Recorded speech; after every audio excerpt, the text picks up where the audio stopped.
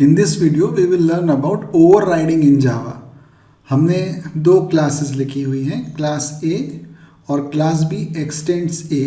Class B x tends A का मतलब हम समझते हैं B सब क्लास है, एक्सटेंड्स A लिखा हुआ है मतलब A सुपर क्लास है। A क्लास के सभी मेंबर्स इनहेरिट होकर B क्लास में आएंगे।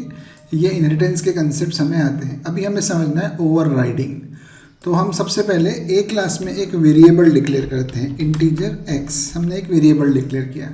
अभी की सिचुएशन ये है कि जैसे हमने इंटीजर x एक वेरिएबल डिक्लेयर किया हुआ है, तो ये वेरिएबल x इनहेरिट होके B क्लास में डायरेक्टली अवेलेबल होगा। मतलब मुझे यहाँ पे x लिखने की ज़रूरत नहीं है, 5th नंबर लाइन पे x अवेलेबल है क्योंकि B एक्सटेंड्स A लिखा हुआ है। तो A के सारे मेंबर्स B क्लास में डायरेक्टली अवेलेबल हैं, ये इनहेरिटेंस है। लेकिन ये तभी तक संभव है जब तक हम B क्लास में किसी वेरिएबल का नाम x ना रख दें। उसका डेटा टाइप इंट हो, चाहे लॉन्ग हो, चाहे फ्लोट हो, उससे कोई मतलब नहीं है। Double x। तो अब इनहेरिटेंस ख़त्म हो चुका है। ये जो x वेरिएबल इनहेरिट होकर नॉर्मली B क्लास में आ रहा था वो अब नहीं आएगा, इस x की वजह से वो हाइड हो जाएगा। अब B क्लास में x कौन सा वाला है? ये डबल है, 2.5 9.7 जो भी वैल्यू इसकी होगी वो होगी। A क्लास वाला x अब अवेलेबल नहीं है। सिमिलरली अगर मैं A क्लास में एक फंक्शन डिक्लेयर करता हूँ, वॉइड m1। अगर हमने A क्लास में एक मेथड डिफाइन किया है void m1, उसमें लिखा हुआ है system.out.println in m1 of A। तो अभी ये मेथड इनहेरिट होकर B क्लास में भी अवेलेबल है। मतलब हम B क्लास के ऑब्जेक्ट से भी m1 कॉल करेंगे तो हमें इन m1 of A प्रिंट होता हुआ दिख जाएगा, है ना। हम कर भी सकते हैं इसको। हम एक क्लास लिखें, उस क्लास में मेन मेथड बनाएं। ये मेन मेथड लिख लिया हमने। अब इसमें हम B क्लास का ऑब्जेक्ट बनाते हैं। ये B क्लास का ऑब्जेक्ट बन गया है, ये B क्लास का ऑब्जेक्ट बना दिया। इस B क्लास के ऑब्जेक्ट से हम m1 एक्सेस कर सकते हैं, b.m1। इसको रन भी करके देखेंगे तो B क्लास के ऑब्जेक्ट से m1 कॉल हो जाएगा और इन m1 ऑफ A प्रिंट हो जाएगा। इन m1 ऑफ A प्रिंट हो गया। इसका मतलब ये हो गया कि B क्लास का ऑब्जेक्ट m1 को एक्सेस कर रहा है, m1 इनहेरिट होके B क्लास में आ रहा है। लेकिन ये तब तक होता है जब तक कि हम सब क्लास B में m1 मेथड ऐसा का ऐसे ही फिर से डिफाइन ना कर दें। ऐसा कैसे? यानी रिटर्न टाइप सेम, नाम सेम और पैरामीटर सेम। रिटर्न टाइप यानी वॉइड नाम m1, पैरामीटर्स वहाँ पर भी ब्लैंक है, हमने भी ब्लैंक रख दी। अब जैसे ही हमने m1 मेथड B क्लास में फिर से डिफाइन कर दिया, इस m1 मेथड की वजह से वो जो सुपर क्लास का m1 मेथड इनहेरिट हो रहा था वो नहीं होगा। मतलब इस m1 मेथड ने A क्लास के m1 मेथड को ओवरराइड कर दिया है।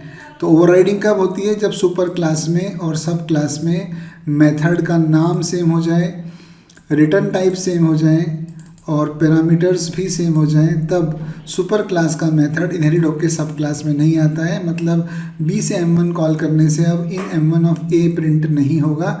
कौन सा m1 कॉल होगा? B क्लास में जो m1 है, तो उसमें हम कुछ लिख देते हैं, इन m1 ऑफ B लिख देते हैं यहाँ पर। तो अगर वो ये वाला मेथड कॉल करेगा तो इन m1 ऑफ B प्रिंट हो जाएगा। तो B क्लास के m1 से B क्लास के ऑब्जेक्ट से m1 कॉल करने पर इन m1 ऑफ B प्रिंट होने लगा।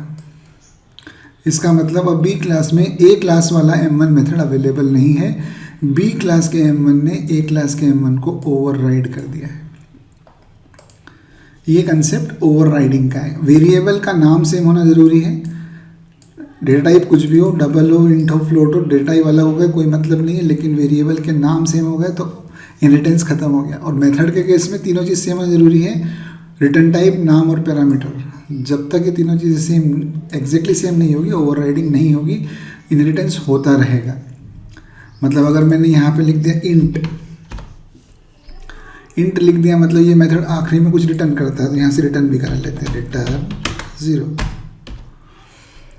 तो मेथड रिटर्न करता है, हमने रिटर्न भी कर दिया, लेकिन अभी भी एरर आ रही है।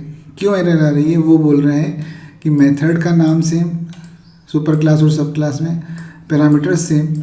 अब आप रिटर्न टाइप डिफरेंट रख रहे हो, ये गलत तरह से ओवरराइडिंग करने की कोशिश कर रहे हैं। अगर मेथड का नाम सेम और पैरामीटर सेम है तो रिटर्न टाइप सेम रखना ही पड़ेगा आपको। इतना कर सकते हैं हम कि अगर रिटर्न टाइप सेम, नाम सेम लिखा तो पैरामीटर डिफरेंट कर लो।